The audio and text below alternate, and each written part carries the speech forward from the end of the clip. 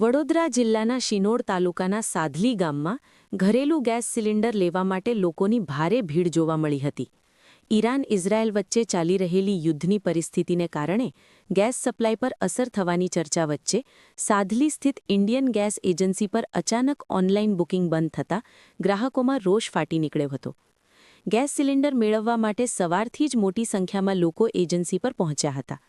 મહિલાઓ અને વડીલો સહિત અનેક ગ્રાહકો લાંબી કતારમાં ઊભા રહેવા મજબૂર બન્યા હતા.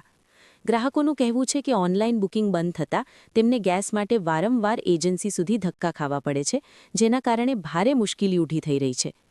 ગેસ એજન્સી તરફથી જણાવાયું હતું કે આંતરરાષ્ટ્રીય પરિસ્થિતિને કારણે ગેસ સપ્લાય પર અસર પડી છે, જેના કારણે ઉપરથી ઓનલાઈન બુકિંગ સિસ્ટમ થોડા સમય માટે બંધ રાખવામાં આવી છે.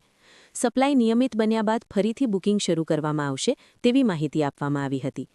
સ્થાનિક લોકોએ તંત્ર પાસે માંગ કરી છે કે ગેસ જેવી આવશ્યક સેવાઓ માટે યોગ્ય વ્યવસ્થા કરવામાં આવે અને લોકોને સમયસર ગેસ સિલિન્ડર ઉપલબ્ધ કરાવવામાં આવે. શું નામ છે? रफीक भाई इब्राहिम भाई बोटल में 20 एक 4-5 દિવસથી ધક્કા ખાઉં છું. બોટલ મળતું નથી.